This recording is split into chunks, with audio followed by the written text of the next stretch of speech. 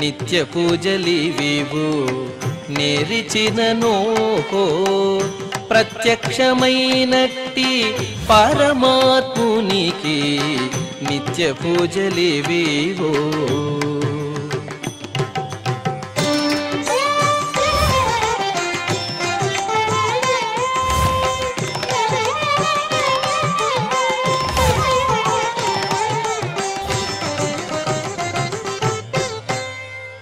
ఓం నమో వెంకటేశాయ. ఈరోజు సోమవారము, శ్రీ విశ్వావసనామ సంవత్సరము, దక్షిణాయనము, శరదృతువు, ఆశ్వీజ మాసము, శుక్లపక్షము, పాడ్యమి తిథి, ఉత్తరా నక్షత్రము, సెప్టెంబర్ 22, 2025.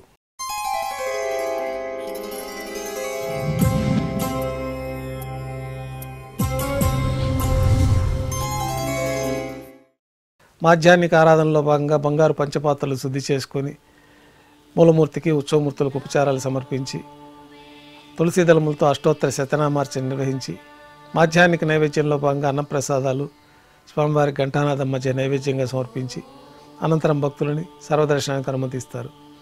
ఉభయ దేవేలతో శ్రీ మలయప్ప స్వామివారు బంగారు తిరిచిపైన వేంచేస్తారు.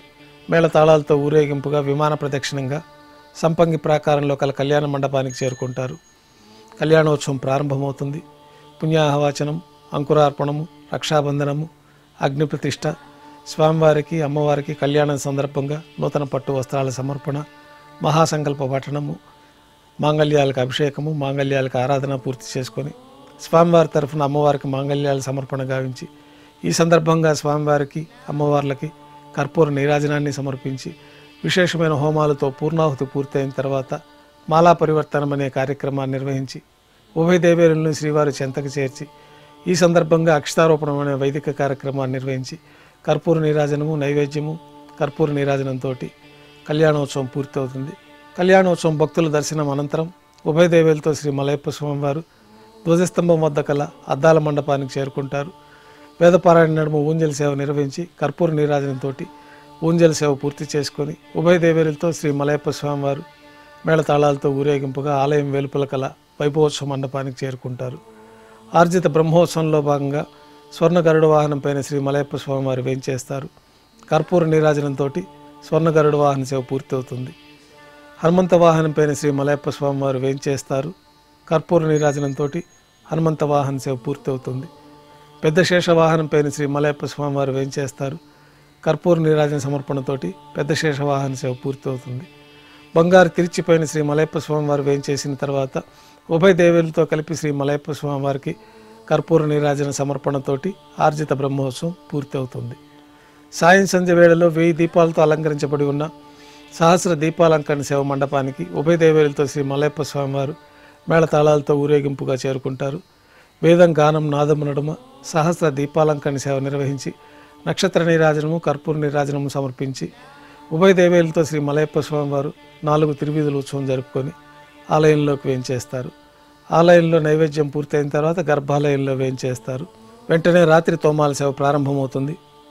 ఉదయం సమర్పించిన పుష్పమాలికలన్నీ సళ్లింపు చేసుకొని గర్భాలయాన్ని శుద్ధి చేసుకొని బంగారు పంచపాత్రలో శుద్ధ జలాన్ని నింపుకొని శ్రీ వైకానస ఆగమోక్తమైన విధానంలో మూలమూర్తికి, ఉత్సవమూర్తులకి ఉపచారాలు సమర్పించి కొత్త పుష్పమాలికలతో మూలమూర్తికి, ఉత్సవమూర్తులకి అలంకరణ జరిపి చతుర్వేద మంత్రాలతో మంత్రపుష్పాన్ని సమర్పించి నక్షత్ర నీరాజనము, కర్పూర నీరాజనంతో రాత్రి తోమాల సేవ పూర్తవుతుంది.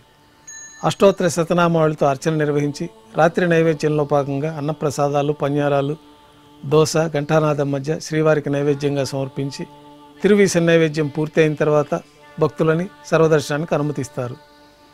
కొద్ది విరామం తర్వాత రాత్రి సమర్పించిన పుష్పమాలికలు సళ్లింపు చేసుకొని గర్భాలయాన్ని శుద్ధి చేసుకొని ఏకాంత సేవలో భాగంగా పంచపాత్రలో బ్రహ్మ తిరువారాధన కోసం బంగారు బిందెలోని తీర్థాన్ని సమర్పించి కౌతుకభైరమైన శ్రీ భోగ శ్రీనివాసమూర్తి వారిని పట్టు పాన్పు పైన వేంచేపు చేసుకొని ఏకాంత సేవలో భాగంగా దారోష్ణమైన గోక్షీరము, జీడిపప్పు, ద్రాక్ష, బాదం పప్పు, కలకండ కలిపిన మిశ్రమాన్ని స్వామివారికి నైవేద్యంగా సమర్పించి కర్పూర నీరాజనంతో ఏకాంత సేవ పూర్తి అవుతుంది. ఓం నమో వెంకటేశాయ.